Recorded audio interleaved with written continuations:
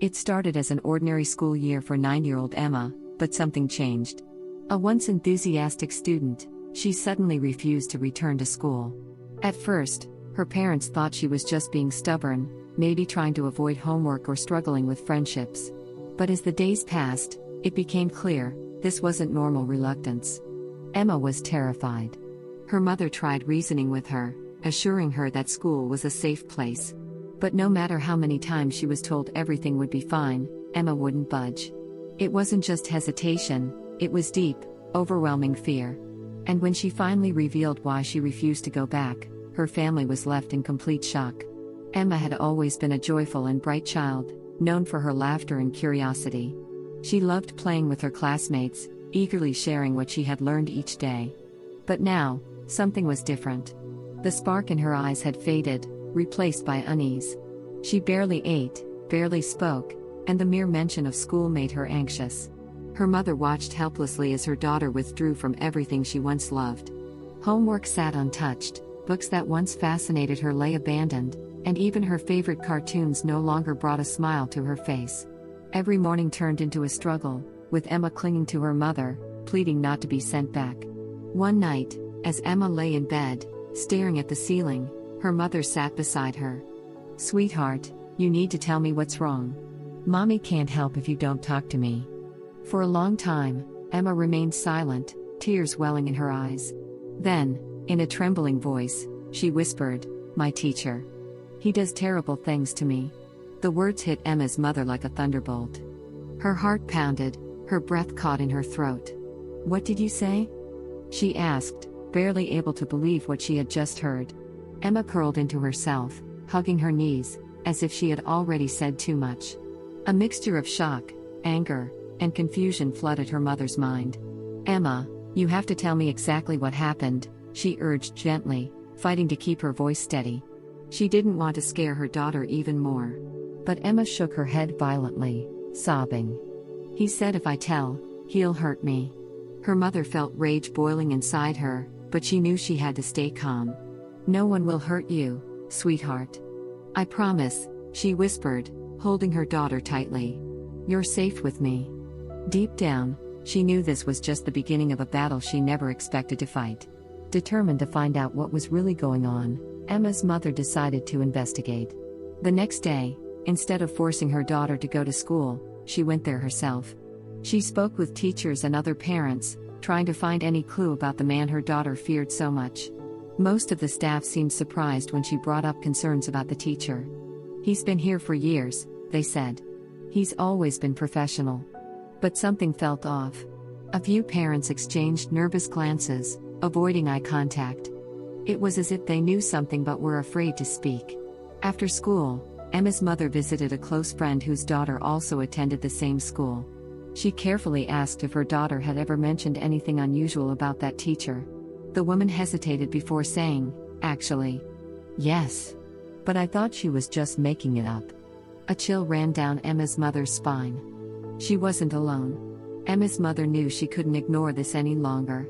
She sat her daughter down once more, reassuring her that no matter what happened, she would always protect her. With great difficulty, Emma opened up. She described moments when the teacher had asked her to stay behind after class, times when he had made her uncomfortable, and words that had left her feeling scared and helpless. Her mother listened in horror, piecing together a truth that was darker than she had imagined. She realized this wasn't just about Emma, it could be happening to others too. How many children were too afraid to speak? How many parents were unaware? Taking a deep breath, she decided it was time to take action. She wasn't going to let fear or silence win. This teacher had to be exposed, and she would do whatever it took to ensure no other child suffered like her daughter had. Armed with the disturbing details Emma had shared, her mother wasted no time. She marched into the school's administrative office, demanding an immediate meeting with the principal. Sitting across from him, she recounted everything her daughter had told her, her voice firm but controlled. She expected shock, concern, maybe even an apology. Instead, what she received was hesitation. The principal cleared his throat, shifting uncomfortably in his chair. "This is a very serious accusation," he said. "We have never had any complaints about Mr. Adams before. He's a respected teacher, and the students love him. His words made Emma's mother's blood run cold. "Are you suggesting my daughter is lying?" she asked, her voice dangerously steady. The principal sighed, rubbing his temples. "Not at all. But children sometimes misinterpret situations. We can't act on just one claim." His reluctance to take action sent waves of anger through Emma's mother. She realized that this wasn't just about one teacher, this was about an institution more concerned with protecting itself than protecting the children it was meant to serve.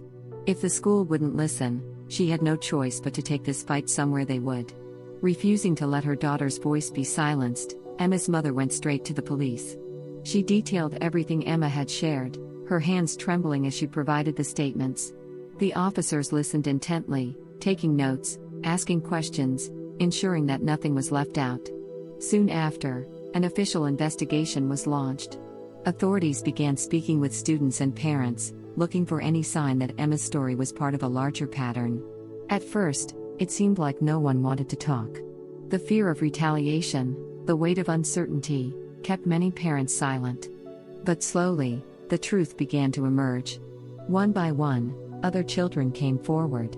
Their stories were eerily similar to Emma's, moments when they had been left alone with the teacher, things that had made them uncomfortable but had been too afraid to speak about. Some parents even admitted that their children had tried to tell them before, but they had dismissed it as childish imagination. The realization was gut-wrenching. This had been happening for far longer than anyone had realized, and Emma's courage to speak up was breaking open a hidden truth. As the investigation continued, more disturbing facts surfaced. It turned out that this wasn't the first time complaints had been made about Mr. Adams. Years ago, another child had reported similar experiences, but nothing had been done. The school had quietly brushed it aside, unwilling to face public scandal. Emma's mother felt sick. How many children had suffered because their voices had been ignored? How many parents had trusted this school, never realizing that it was failing to protect their children? The weight of it was crushing. Determined not to let history repeat itself, she reached out to other parents, organizing meetings, ensuring that no more voices would go unheard. What started as one mother's fight soon became a collective demand for justice. The pressure on the school intensified, and they could no longer dismiss the accusations. The administration had no choice but to place the teacher on immediate leave, but for Emma's mother, that wasn't enough. She wanted to ensure that this man would never have the chance to hurt another child again. The case against Mr. Adams quickly gained momentum. Investigators found inconsistencies in his past employment records, raising even more questions.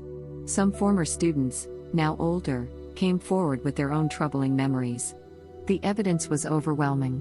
When the case finally went to trial, Emma's mother sat in the courtroom, holding her daughter's hand. The testimonies were heartbreaking, each one painting a picture of a predator who had gone unchecked for far too long. The judge listened carefully, the weight of the case evident in his expression. Then, the verdict was delivered. Guilty. Emma's mother exhaled, feeling an immense weight lift from her shoulders. Justice had been served, not just for her daughter, but for every child who had suffered in silence. The relief in Emma's eyes was undeniable. She had faced her fears, and in doing so, she had ensured that no other child would have to endure the same. This story is a reminder that children often don't have the words to explain their pain, but their actions speak for them.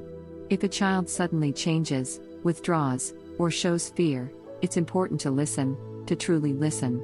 Emma's mother never imagined she would face such a nightmare, but she fought for her child, and in doing so, helped many others. No child should ever have to suffer in silence.